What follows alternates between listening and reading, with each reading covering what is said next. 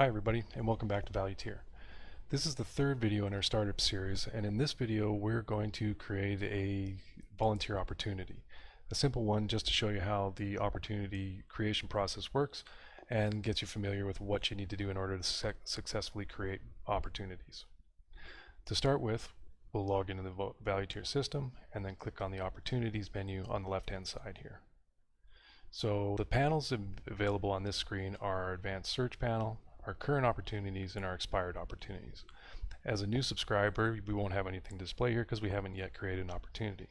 So to do so, we're going to first click on the Add New Opportunity button up on the top right corner here. If we close this Add New Opportunity screen though, we'll show you a different way you can do that as well, and it's to show you a feature we haven't currently spoken about. And that is in the title bar of some of the panels in the system, you'll see a plus button. The plus button in this case is going to add a new opportunity, just like the button at the top of the screen. Any panel you see with a button with the plus sign means it'll add a new item to whatever panel we're in. So if we click the plus button, we get the Add New Opportunity screen. So in the opportunity details here, we're going to just give a quick couple of bits of information and then we'll move on. So after clicking the Add New Opportunity button, we're going to get the Add New Opportunity screen. And let's just take a look at this for a minute before we start to enter in our data. In the details section here, we're going to have a couple of different sections here, and they have very specific purposes. All of this information either is displayed online or controls when the opportunity is displayed online. It also controls what shifts are created and when. So the first thing at the top of the screen here is a title, which we'll want to give a pretty descriptive title to the opportunity, letting our volunteers know what it is they can expect in this opportunity. We also have to take a look at the coordinator field, which is going to be displayed online so that people know who to contact regarding this opportunity. The coordinators are users in Valuteer, and we've gone through in a previous video how to set up your users. So if we drop down the coordinator list, we'll see John Demo User, who we're currently logged in as, and Sally Smith, who we've previously created. Locations are also displayed online and indicate to your volunteers where they'll be volunteering.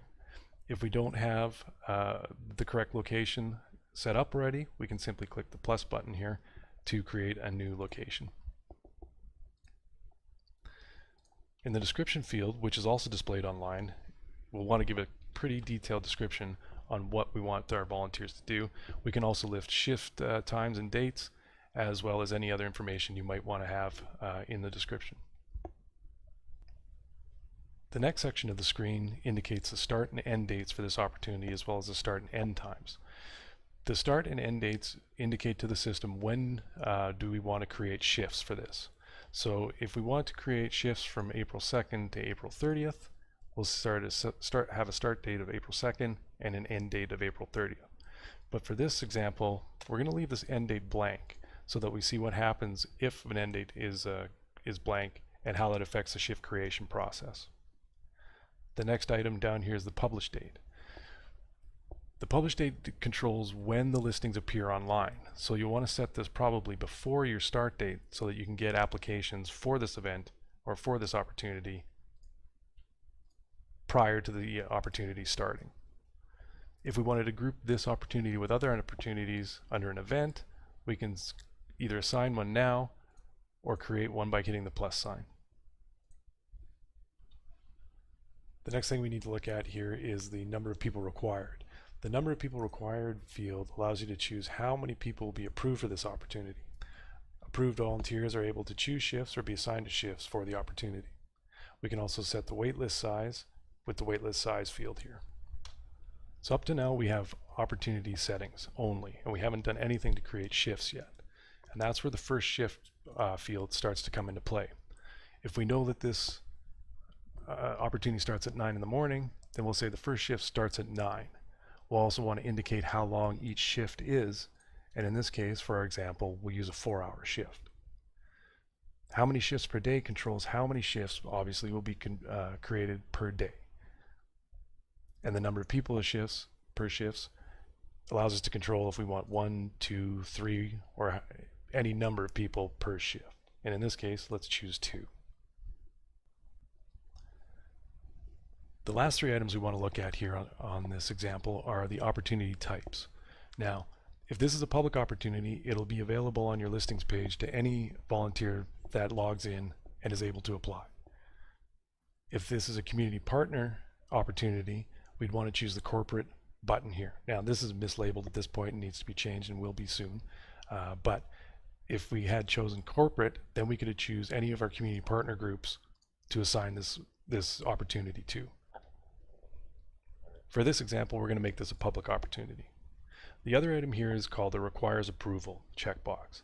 And if we had additional documents or instructions we wanted to indicate were necessary to our volunteers who are applying, we would choose this radio button, and then when we save the opportunity, we could set up that additional workflow. That topic isn't covered in this video though, and we'll look at that in a subsequent video. Before we hit the Save Opportunity button to create our opportunity though, let's go back to our start and end dates here, because there's one thing we need to explain on how this works. If we had set up an end date, then shifts would be created on every day between the start date and the end date. Though in this case, with a start date and no end date, you might think that this would mean that we're going to have shifts created from now until the end of time, but that's not true. In order to prevent a whole lot of cleanup, any opportunity without an end date will only have shifts created for 6 days. Okay, so before we hit the Save Opportunity button here, let's do a quick review on what we've set up here.